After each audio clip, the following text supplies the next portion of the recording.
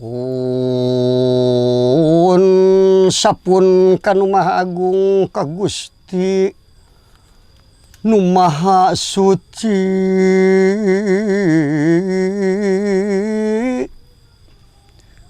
Gusti pamuntangan berang, Gusti pamuntangan penting.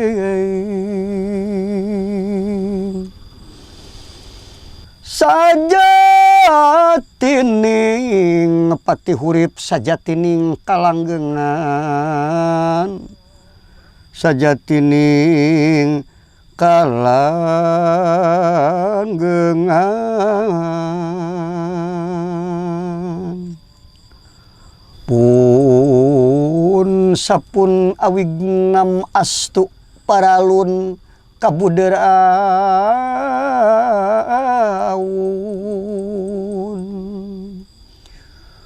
karumun kakaruhun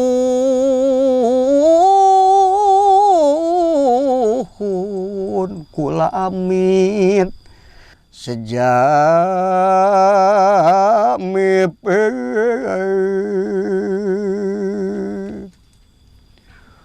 kula menta sejak ngalak ngundur tineng panasaran,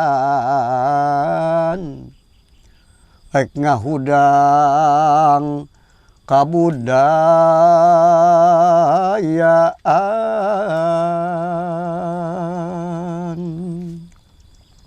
Pun sapun kasakur dulur nu sarasa jeung sasukma,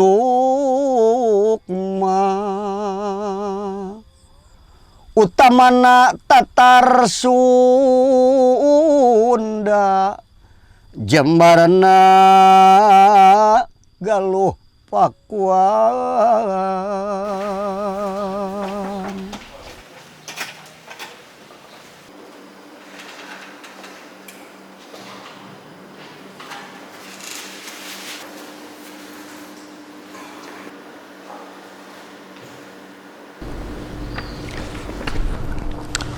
Saudara Panca, saya sudah baca apa yang kamu tulis.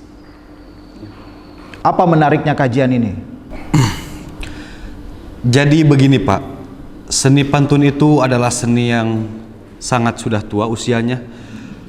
Dalam naskah kuno Siksa Kandang Karesian yang ditulis pada tahun 1518 Masehi, bahwa pantun telah dipakai sejak zaman Langgalarang, Banyak Catra, dan Siliwangi.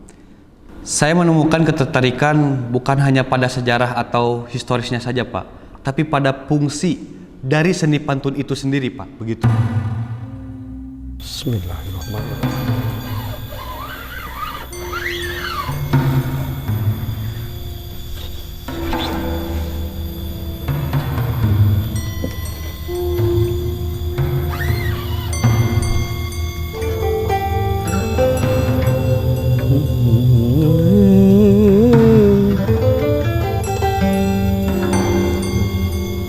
Bismillahirrahmanirrahim. Asyhadu an la ilaha illallah. Allahumma shalli ala sayyidina Muhammad wa ala ali sayyidina Muhammad. Bismillah. Ngucap wiwitan audu eta nu pardu. Bismillahirrahmanirrahim. Tamtungan aing Nabi Rasul, adegan aing Nabi Muhammad, bibir aing ginasihan lenta aing pangalapan pangucap tajimalela. Titiang sakali putihnya aing hurung basa nangtung siang basa natangnya aing nu dipiwelas piasi ku Allah Subhanahu wa taala ku jalma balarea. Allahu akbar. Ya, pada awalnya seni pantun itu adalah seni acara-acara para leluhur, acara-acara persembahan untuk ruwatan bumi. Ya, untuk kalangan saat ini sangat sakral untuk menjalankan kesenian pantun tersebut. Namun berbeda dengan pertunjukan seni pantun Mang Ai untuk saat ini Pak, begitu. Rahayu kagungan nu Maha Agung, walagri kersaning Gusti nu Maha Suci. Mugi uripku Nabi warasku kersaning Allah Ta'ala. Naon atuh nu rek disomongkeun ku manusia kiwari di alam dunya. sedangkan pangarti titipan ti Gusti pangabisa titipan ti Nu Maha Kawasa urang mah teu ngaboga-boga ngan dibandaan titipan.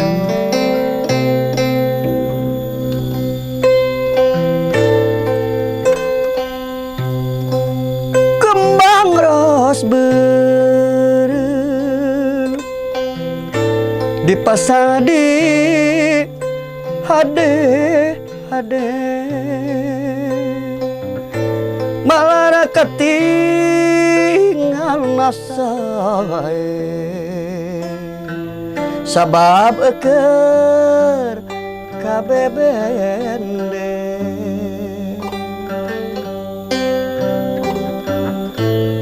kembang ros beureum tawi soca tilam katina. Mang, Pulang. kunaon ieu waditrana kuat dimupustikeun kieu? Kieu jang panca bagi saresna mah. Kumargi ieu teh alat teh kanggo amang untuk menghidupi. Memang alat mati tapi hidup gitu mendihi petik hidup sotena gitu. Mawi ku amang aja dipupusti gitunya sanes ti Gusti dipupusti artina meureunnan urang teh lir ibarat ka ieu lamun kolot ka anak teh mah gitu. Kada dielapan dipupusti dimumule gitu artina mah supaya nya intina mah bersih dirawat we gitu. Salianti kacapi waditrana naon wae anu biasa nu ku amang biasana? Ari perjalanan mah amang mah ti nu tarompet kawit nama tarompet singaan gitu terus suling nyarajeun gitu tah nanging amang ka emut deui waktos nalika amang nuju tahun 80-an sok ngupingkeun pantun gitunya Bapak Sukaman guru amang kene gitu amang teh tertarik we tidinya teh mulai nonton gitu terus sekitar tahun 80-an amang teh guru di Bandung jadi sekana pantun gitu. Senimanan seniwati gaduh pancen anu. Lalu apa bedanya pantun Mang Ayi dengan pantun yang lain?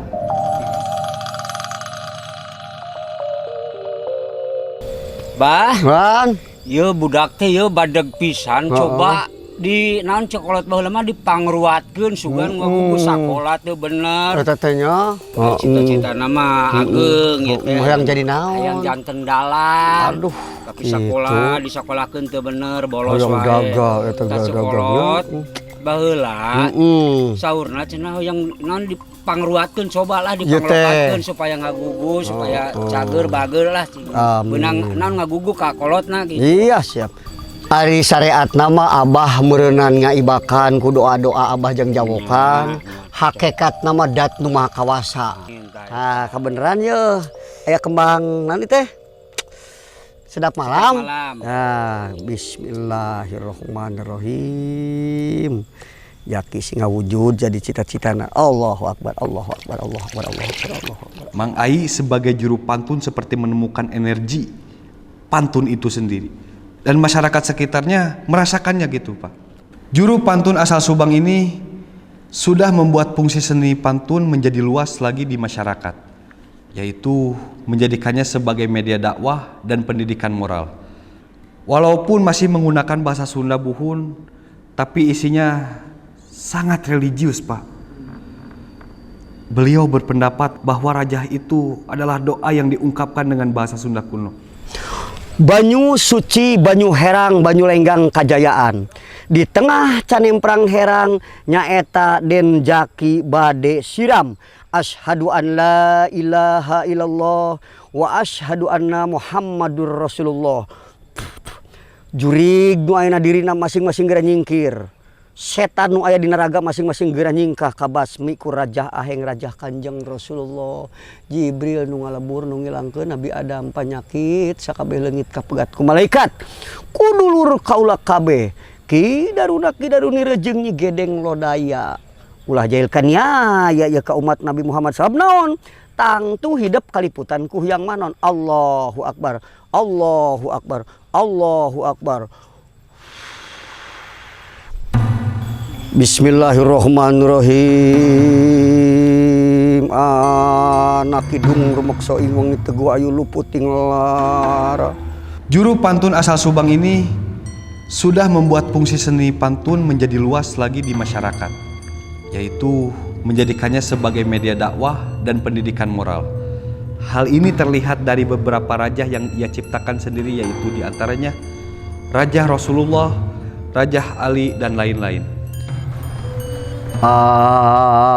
Abu Bakar nu diwingki dipayun bagena Umar, nya Usman nu titengen teh, nya Ali anu ti kiwa, Gusti Rasul ti tengahna ti luhur Gusti yang agung, pancer jatining manusia.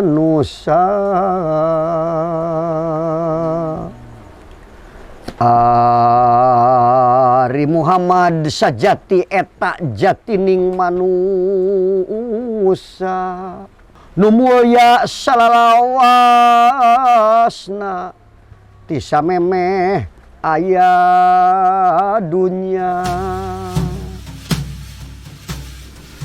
Dan lakon yang dibawakannya tidak melulu tentang kisah raja-raja dan legenda, melainkan kisah-kisah kekinian, juga kisah ketauladanan sebagai tokoh-tokoh yang berpengaruh dalam penyebaran Islam. Seperti contoh kisah Nyai Subang Larang. Yang kudu apa? Pantun teh naon? Nyata carita zaman baheula. Itu. Tah sapertos kieu ya contona nya. Lulurung 7 Bandung kadalapan ke di sorang salapan heuleut-heuletan 10 Raja Bantala ana jeg teh dibukakeun cupu manik astagina. Itu. Kieu caritana teh ieu. Tapi da ai dongeng pantun mah sok aya patwahna heula kitu. Jembatan areka lalakon teh sapertos kieu ieu. Lulurung 7 Bandung kadalapan ke di sorang salapan heuleut-heuletan 10 Raja Bantala ana jeleg teh dibukakeun cupu manik astagina. Kapenak kudu ngaliwat kudu rancagena hate hana dibuka pating haluwawawawa dibuka pating dalung-dalang kocap ka carita itu tah. Cis kacang buncis yang celek awi ngomong di buruan nyai geura gede tahun jaki geus buluan. Aya wanoja anu kacida gelisna nyaeta anu ngaranna Nyai Subang Larang, Nyimas Subang Larang. Ai baheula malen Subang Larang cenah barang miti can janten pernikahan sareng Eyang Prabu Siliwangi mah nyaeta namina teh Nyimas Kubang Kancana. Itu tah geus kitu teh aya we anu keur ngalalakon kalinya bade ningali nyaeta Raden Pamanah Rasa. Ari Pamanah Rasa teh nyaeta putrana Prabu Dewa Niskala zaman baheula ieu nya. Amprok teh jeung urang Subang teh jeung anu geulis Nyimas Kubang Kancana gitu. Ningali pasantren di dinya teh. Atuh geus kitu mah manehna teh yeuh nyaahan ulasan asian deudehan. Jadi weh Raden Pamanah Rasa teh yeuh caritana teh kapetik-patik kapentang asmara cinta. Kudu geulis teh nyata Nyimas Subang Larang gitu. Itu kajian yang menarik sebenarnya. Siapa sebenarnya Mang Ayi itu dan mengapa kamu bilang dia adalah seorang maestro? Sampurasun dulur. Bismillahirrahmanirrahim.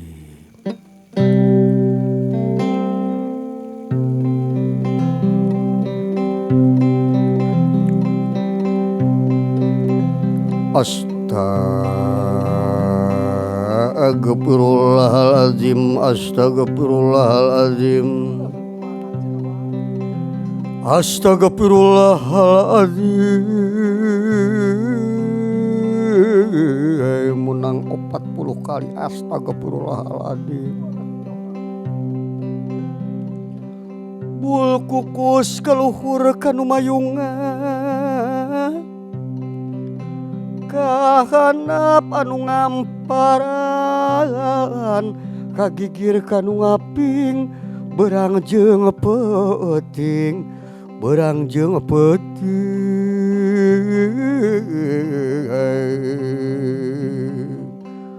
Bul kukus kaluhur kasang rumuhun, kahanap pasang ngabatara, Gabatara, Kabatari, Kabatara naga raja, Kabatari naga umpi, Kapangeran bagus daka anu bisa nyukcruk laut mapai sagara nurus bumi ngapung ngawang-ngawang, Kapangeran mancur putih nulinggih dina mun-munan kaula. Kaula sejang akhirat saya hatur bakti sangu wangi sapurulukanen, mugi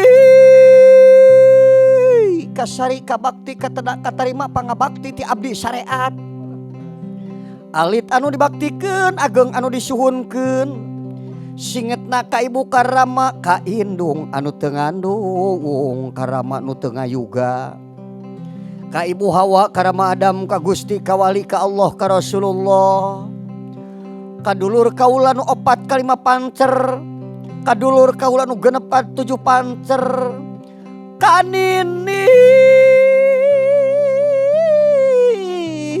ka aki, kanini para jibatin, aki para jibatin, anu bisa ngarupakeun, anu bisa ngarekakeun, anu bisa nimbang kana kasalahan urang sarerea atanapi rezeki urang. Itu cenah jang. Neda agung nya para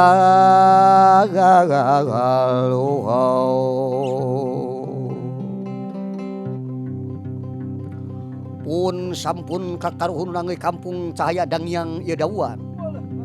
Bilih ka Badug, katoker, kadupak, pilih ka Badug ku kumungna, kadupak laranganan nu kagurat, nu kasifat, nu kacekcokan, nu kaeorang. Atuh bilih aya kai papuhu-puhu, kaso-kaso pacocongo-congo. Anu geulis di Mas Poci tresna mati Dang Dayang Sari. Neda agung nya paralu.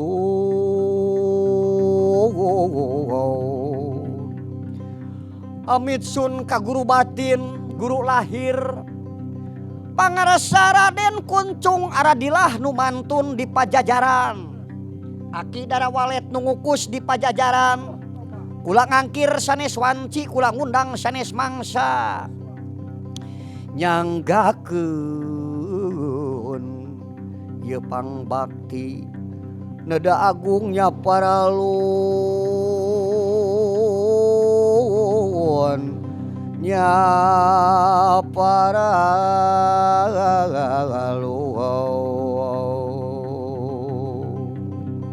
Sangkan Raja pamunah, munah lampa paripola, munah gawe parigawe, munah ucap pariucap, munah kayu munah batu. Laut biru tibeh kidul ngan tilu lemah, laut kayas tibeh wetan ngan tilu lemah.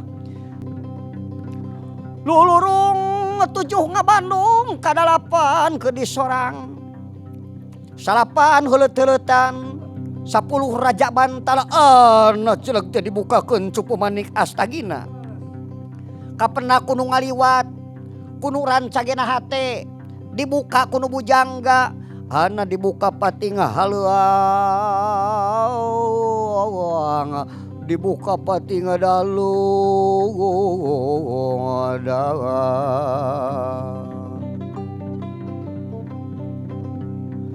nyakuring bade diajar ngidung, yang ngidung carita pantun, ngaguar carita lana, rasa milawang kancana nu hayang dilalakonkeun, dilalakon ku.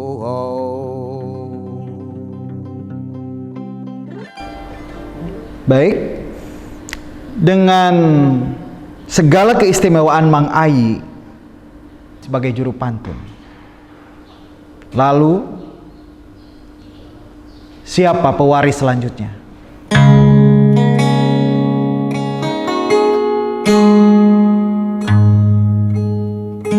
Ya lama lewi Allah manusia mah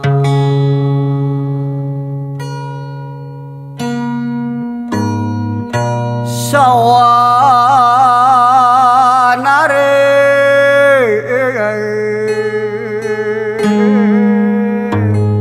Allah tata mending pantun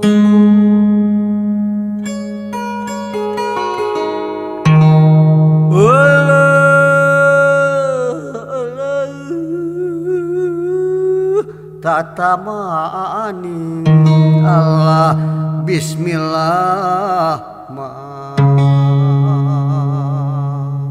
sasawala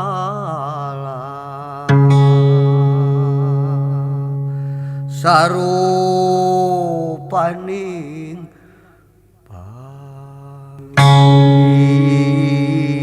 bismillah